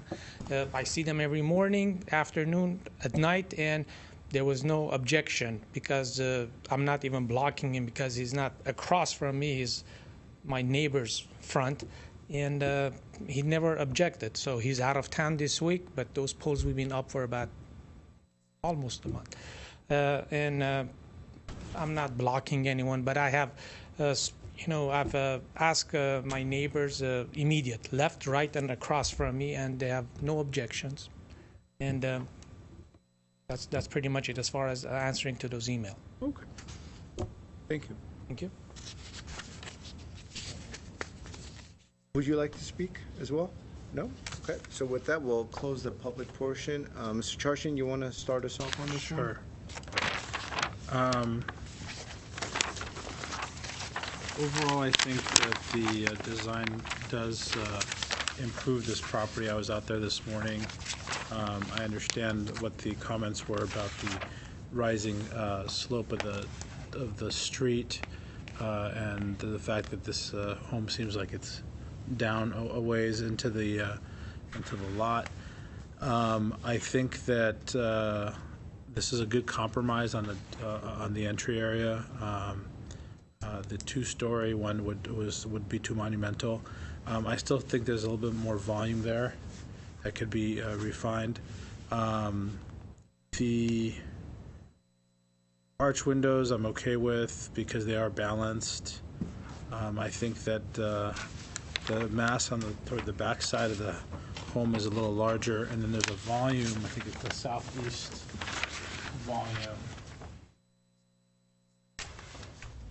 Yeah, that's a little massive, but it is kind of buried. This volume here where that's just kind of empty and has nothing going on.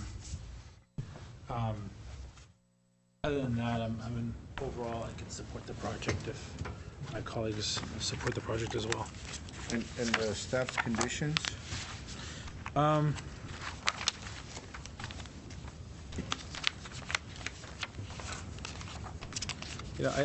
think that the staff is right on most of these. I think that with the issue of not being able to recess the windows, excuse me. I understand that creates a technical problem, but I think that some sort of compromise might be had. And I don't know if the suggestion was to have them flush, but I can understand that there would be with the framing, it might create some additional problems, but there are ways to work around it. I think the recessed look is appropriate, and if it's achievable, I think we should go for it. Billion. I agree with Mr. Charchin. I think it's well done overall. The only comment I don't agree with is about the windows, the arch windows. I think you go either or. It just you need some more consistent. It's just not consistent to me, and I think it looks a bit weird, especially on the front elevation to have the mix. I think it's a matter of taste. So I don't know what they decide on doing, but I'll leave it up to you guys. And in terms of the conditions that staff had put on, I think I'm in support of all the conditions except for number 5, if it creates a technical issue. Number 6, if it can't be done, can't be done. And could I did you say you were against 5 and 6 or just 6? No, 6. 6, okay. Actually 5 and 6. So yeah,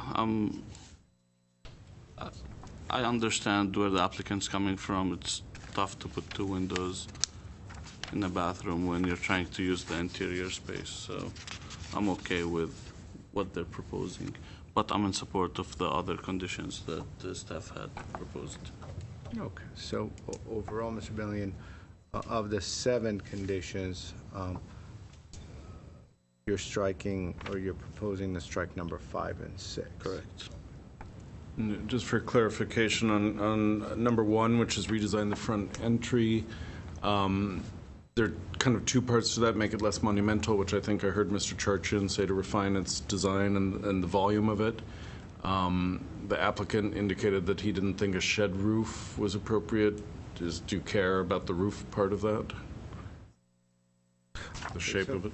Well, insofar as my thoughts are concerned on the project, I think it's not an easy solution because you have this existing building that you're trying to renovate and to add some flair to it, and you're trying to at the same time accommodate some of the programmatic needs of the bathroom and the bedrooms behind.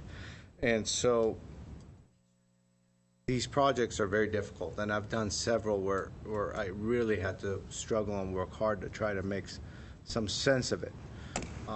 And so overall, I absolutely think it's in the right direction. It's in the right direction. It's almost there. I too agree about the mixing of the windows. I think are inappropriate. I think if it's just maybe the entryway, it's one thing, but then you have this mismatch, which isn't quite working. And I also agree that we should strike items 5 and 6 because it would be very difficult. It would create a lot of hardship for the applicant.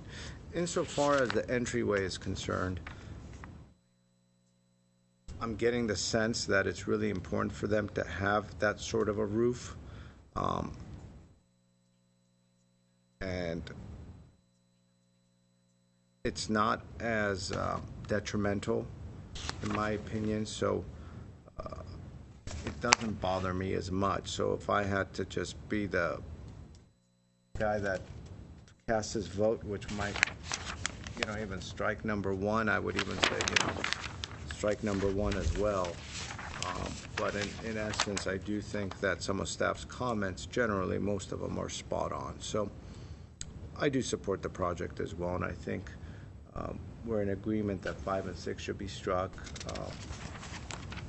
Number 5, if it could reduce in monumentality a bit, great, but I don't think changing the roof is going to make that much of a difference. What if they introduce this arch feature on both sides to reduce the volume? Yeah, it's something that they could, I think they're going to work with staff anyways on that entryway a bit. And I think what Mr. Platt was asking was general direction about the roof. Yeah, I don't care about I think the roof is fine. I'm okay with the roof as well. If the monumentality of it needs to be reduced a bit, I think lining up the sides is certainly an option. But I just don't place that high of an importance on it, you know. And I think if it's something so important to the homeowner as their entryway, I'm okay going.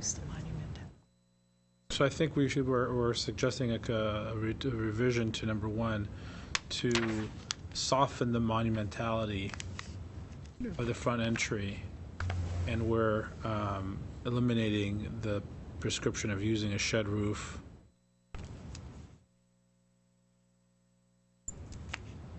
Yeah, I think that's fair.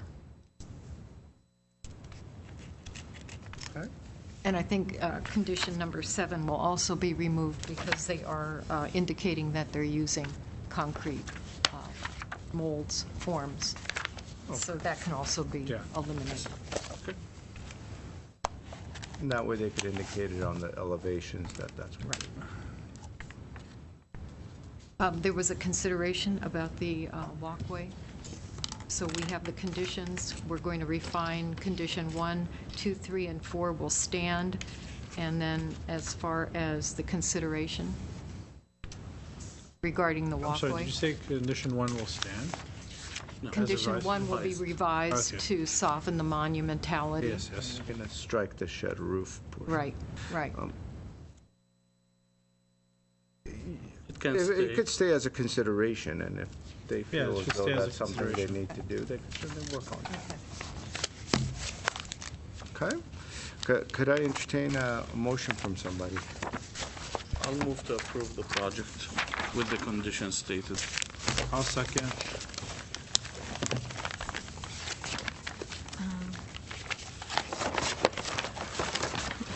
First by, we have Not over quite.